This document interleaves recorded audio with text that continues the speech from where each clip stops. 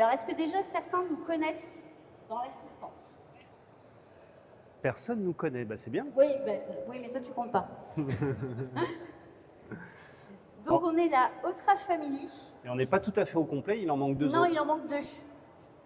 Les deux petits à droite, là. Les deux nains. Alors, la Otra Family, en fait, c'est qui? Alors, il y a des petites transformations de PDF qui ont bugué, mais c'est pas grave. Donc, c'est Fabien. Coucou. Qui, dans la vraie vie, est dessinateur industriel, puisqu'on travaille à côté. Donc, on a 5 semaines de vacances, à peu près comme vous tous, je pense, ici. Donc, moi, qui suis responsable commercial. Ensuite, vous avez la petite numéro 1, c'est Léonie, qui a 11 ans. Et elle, en fait, sa spécialité, sa spécificité, c'est qu'aucun spot de bivouac ne lui échappe. Donc, c'est elle qui est en charge de trouver les spots de bivouac, en général. C'est la reine du terrain. Ouais, c'est la reine du terrain. Ouais. C'est clair.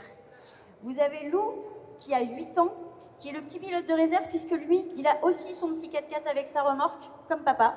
Donc, on a... et c'est lui qui sonde le terrain avant que papa passe avec son 4x4 pour voir s'il y a des difficultés ou pas. Donc, voilà. Bon, parfois, ça passe pas, comme la semaine dernière. Des fois, il a un jugement un peu trop laxiste.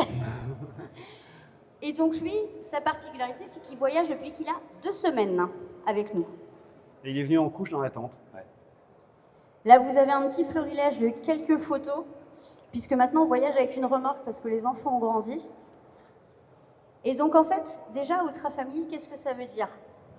Vous avez une petite idée ou pas? Eh bien, en fait, c'est 11 € de gain. C'est la contraction de ça, parce qu'on est un petit peu fan de Pékin Express avec Fabien, on aime bien les aventures, etc. Et voilà, c'était le petit clin d'œil, d'où le nom de la Otra Family. Et donc, en fait, ça fait plusieurs années maintenant qu'on voyage. Alors, on n'a pas commencé avec un 4x4, on a commencé avec une moto, à deux. Quand on n'avait pas les enfants, on était déjà piqué par le voyage et on a commencé de voyager avec peu d'équipement finalement, à moto. On a parcouru une bonne partie de l'Europe aussi. Et puis la famille s'est agrandie, on avait besoin de place, donc on est tout de suite passé à un camping-car. On a eu 2 camping-cars. Au fur et à mesure des années, et puis on s'est rendu compte qu'avec le camping-car, on n'allait pas aux endroits où on voudrait aller. On ne pouvait pas visiter comme on voulait les villages, les pays. Donc on a cherché une solution autre. On est passé sur un 4x4, en l'occurrence un Discovery 3, qu'on avait aménagé à l'intérieur pour que les enfants puissent dormir dedans, et nous sur une tente de toit au-dessus. Et puis après, on est parti 6 semaines au Maroc. C'était un peu, pas de l'humanitaire, mais on s'était mis en partenariat avec l'école de nos enfants pour qu'on puisse amener du matériel scolaire dans les écoles les plus reculées du Maroc. Et pour emmener tout ce matériel, il nous fallait une remorque. Donc on est parti une première fois avec une remorque de l'armée qui nous a suivis pendant 6 semaines au Maroc. Et qu'on a plié 2 fois. Et qu'on a écrasé 2 fois parce que la suspension et tout, ça n'allait pas forcément pour le Maroc. Et puis les enfants ont grandi, le 4x4 est devenu trop petit, mais on voulait continuer de voyager de cette manière-là, donc on a conçu et développé une remorque capable de nous suivre dans nos périples. C'est la remorque In-Out M20, et entre-temps, on a changé de véhicule. On est passé sur un Toyota pour un peu plus de fiabilité électronique, on va dire. Exactement. Hop. Alors en fait, la Otra Family, même si on n'a que 5 semaines de vacances, on a quand même déjà visité 18 pays. Donc ça, c'est uniquement avec les enfants, donc depuis qu'ils sont tout petits. Et on a parcouru déjà plus de 45 000 km.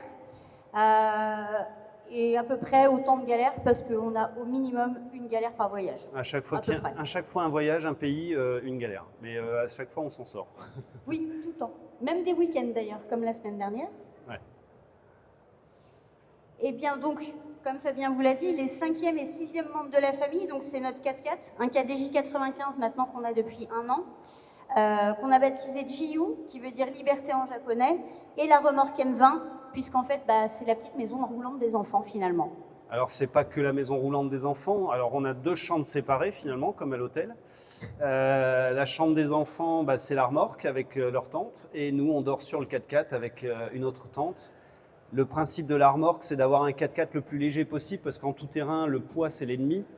Donc, plus on est nombreux, plus on a besoin d'équipement, plus le 4x4 s'alourdit. Et la seule solution qu'on a trouvée, c'est d'avoir une extension du 4x4, une remorque qui nous emmène, on va dire, toute la logistique, c'est-à-dire eau, électricité, cuisine, frigo et couchage supplémentaire.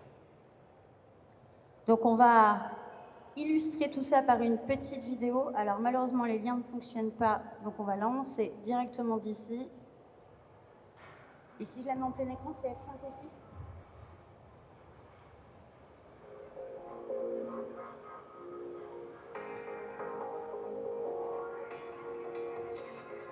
Alors en fait, Fabien vous expliquait tout à l'heure, donc on a fait un voyage de 6 semaines au Maroc qui nous tenait un peu à cœur parce que du coup les enfants ont manqué l'école pendant plusieurs semaines.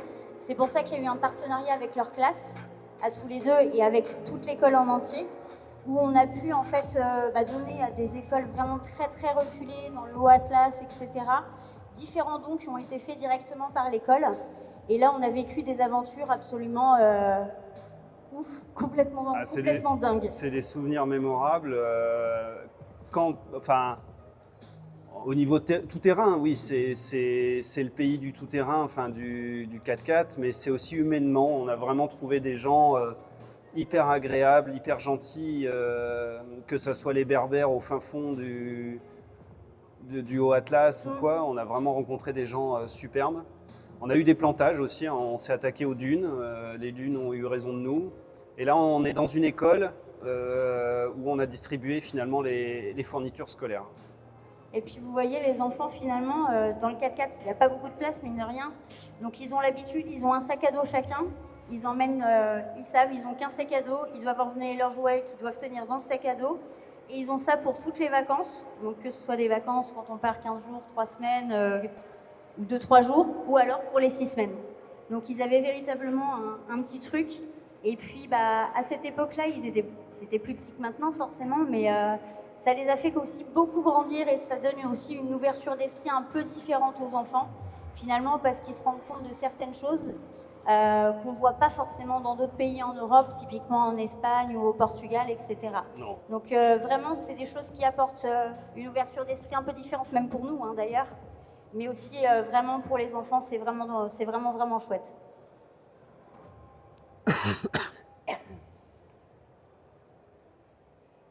Alors c'est des petits extraits de vidéos de voyages qu'on diffuse sur notre chaîne YouTube, qu'on retrouve sur la Autra Family. Donc c'est un petit florilège. Là, c'était en Sardaigne, beaucoup de cailloux, beaucoup de difficultés. Ouais, la Sardaigne, c'était, je dirais qu'avec la Roumanie, la Sardaigne, c'était un des voyages les plus compliqués. Pas du tout les mêmes difficultés pour le coup. Non, la Roumanie, c'est de la boue et en Sardaigne, c'est de la roche. Vous verrez la Roumanie tout à l'heure, comme ça vous aurez un petit extrait. Et là, pareil, paysage hyper sauvage. On était vraiment reculés parce que la règle, quand on part comme ça, en fait, en 4x4, en bivouac, on ne va jamais dans les grandes villes et on essaye toujours d'être hors des sentiers battus pour aller vraiment au plus profond, dans la campagne, à la rencontre des gens. Voilà, c'est ce nous personnellement, c'est ce qu'on aime, c'est vraiment s'imprégner de la culture du pays. Donc, on passe toujours dans des chemins un peu, des fois délicats, mais ça passe toujours. Ouais. Mais ça passe toujours, ouais. Dans nos voyages, on nous demande souvent, mais comment vous faites vos traces, vos parcours, vos itinéraires? On n'a pas le temps de s'amuser à faire nos itinéraires nous-mêmes. On récupère soit des traces à travers les roadbooks qu'on achète. Il y a Vibraction qui existe, les Ibériques, Roadbook Piste Nature. Il y a Green Tracer, il y en Green a Tracer. Pas mal de différents, ouais. Donc on jongle un petit peu avec tout ça et aussi des traces sur Wikiloc. Wikiloc, c'est à prendre aussi avec des pincettes, hein. Il y a à boire et à manger au niveau traces sur Wikiloc, donc il faut vraiment les analyser avant. Mais voilà, on fait pas nos traces nous-mêmes, on s'inspire de ce qui existe déjà. Alors là, je vous rassure, on avait fait un petit feu, mais quand on fait ça, donc, on sécurise toujours les choses. Vous avez vu, on fait un rond en pierre, en général, on creuse aussi, et on a toujours le tuyau d'eau puisque On a l'eau directement, là on n'avait que le 4x4, on a toujours l'eau qui est à proximité, branchée, parce qu'évidemment, voilà, il y a des moments où faire un feu, c'est pas possible, avec toutes les alertes incendies, etc.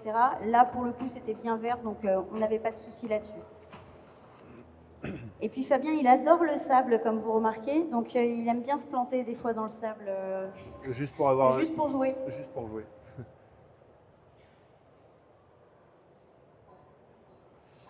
Les Balkans, ouais. Alors les Balkans, c'est pas forcément une destination qui est très très prisée, puisqu'on a fait la Croatie, mais le côté, on va dire, un peu balnéaire, qui finalement nous intéressait pas trop. Mais après, quand on a commencé à rentrer dans les terres, là, ça devenait vraiment chouette, puisque c'est le cœur en fait de nos voyages et de ce qu'on aime. Mais on a particulièrement aimé en fait la Bosnie et la Serbie, qui sont des endroits où on n'a pas forcément, je dirais, c'est pas le premier pays qui va vous venir en tête pour dire tiens, je vais partir en vacances en Serbie. Et bien, figurez-vous que c'est vraiment hyper joli. Il y a des paysages vraiment magnifiques. Il y a beaucoup d'histoires aussi. Alors, pas que d'histoires sur les événements de récents des années 90, hein, bien sûr. Mais les gens sont hyper accueillants. Ils adorent vous faire découvrir. Voilà, et c'est le temple du bivouac. Et c'est le temple du bivouac parce que là-bas, c'est une religion. Là-bas. Toutes les familles vont bivouaquer au bord des rivières.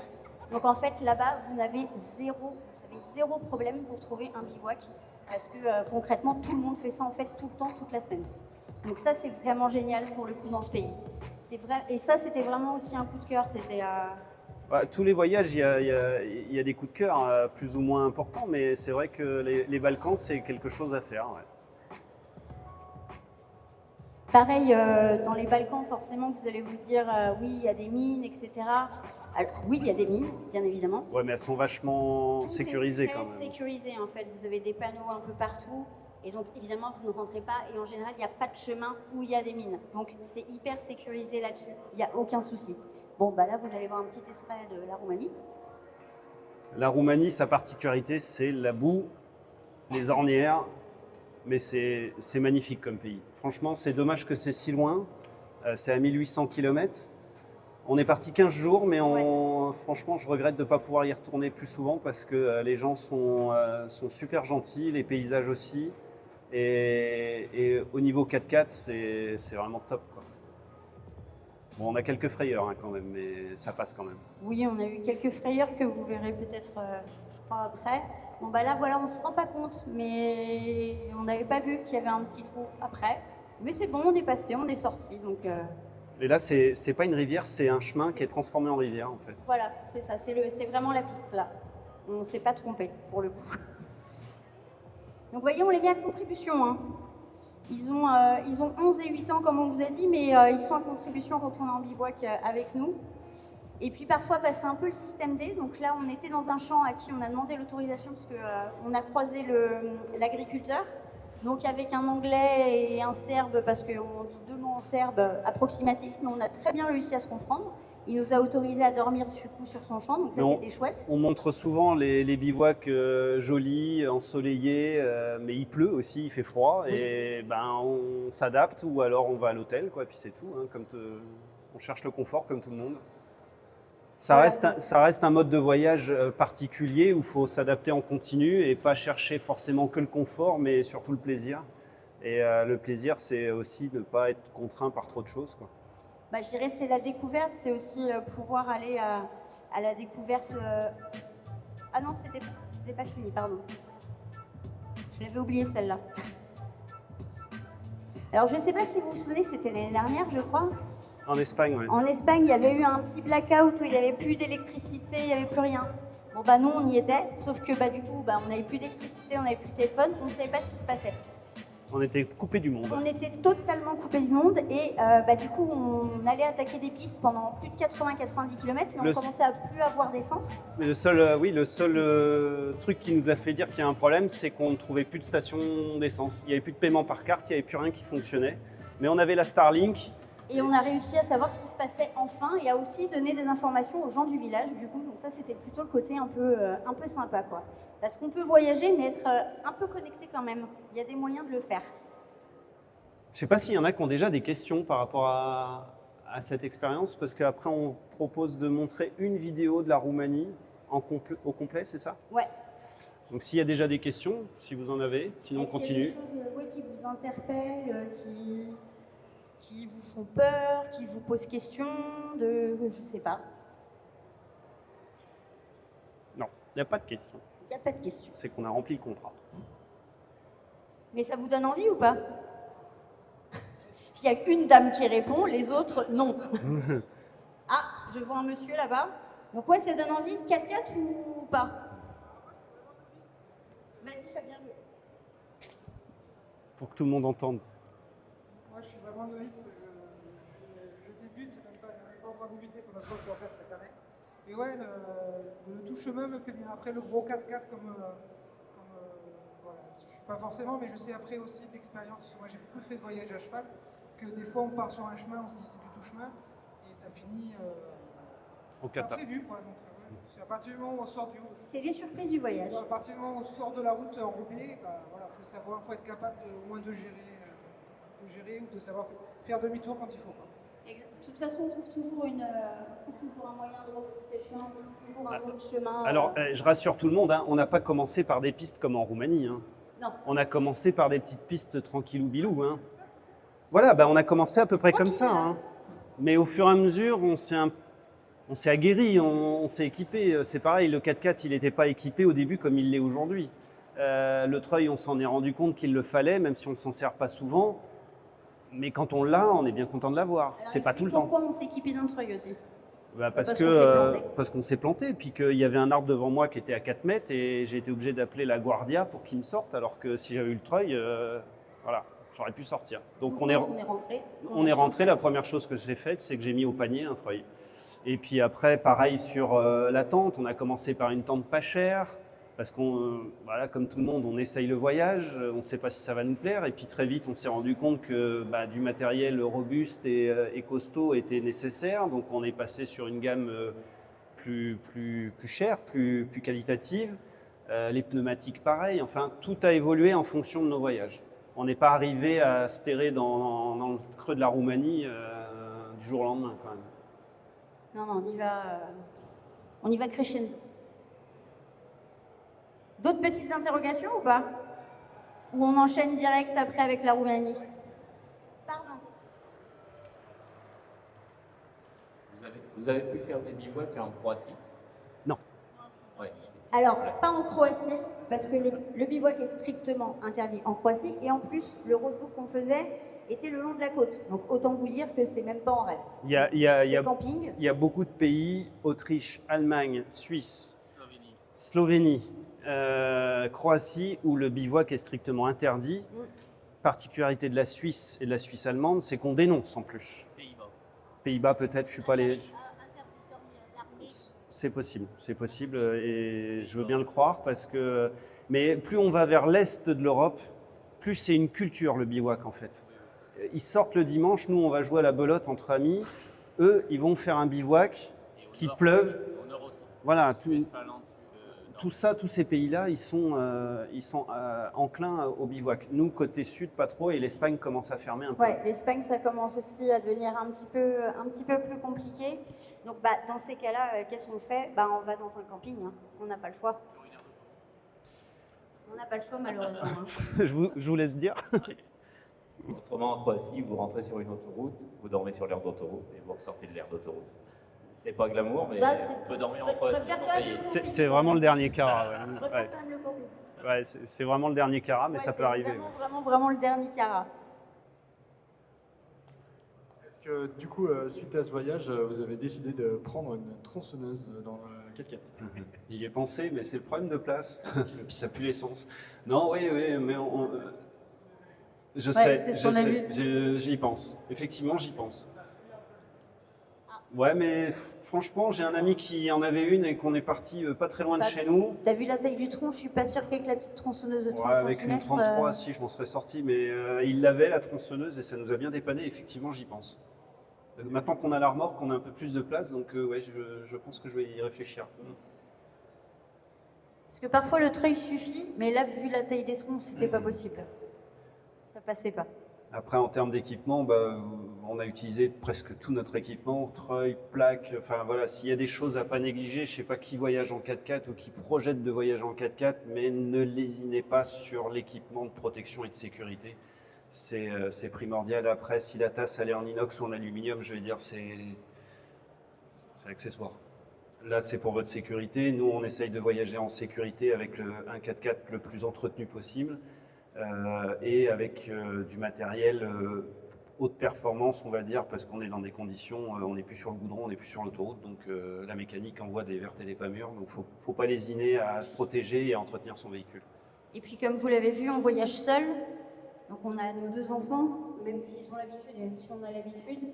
Voilà, il faut qu'on puisse faire face à n'importe quelle situation, aussi bien sur les médicaments, etc. Voilà, on emmène toujours tout ce qu'il faut pour parer, pour avoir, on va dire, une solution ou un plan B. Et du coup, pour les pneus, vous roulez à quel type de pneus? Alors là, en Roumanie, on était sur des muds. Avant, on était sur des all-terrain. Là, sur le nouveau 4x4, on a dû précipitamment l'équiper avec des vrais pneus. Donc, on a mis des all-terrain, mais je pense que Fabien pencherait plus pour des muds. Hein. Ouais, enfin, moi je pense que le all-terrain, c'est très bien pour faire de la petite pistounette. Ça passe partout, c'est silencieux.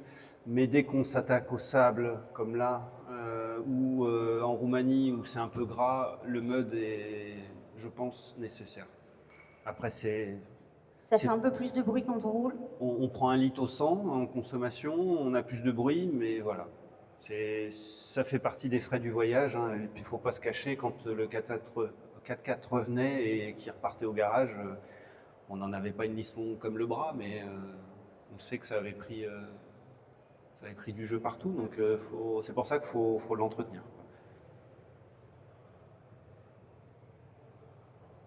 Pas d'autres questions? Eh ben, merci beaucoup à toutes et tous de nous avoir écoutés. Et puis si vous voulez poser des questions en mode plus intime, on est au stand 66.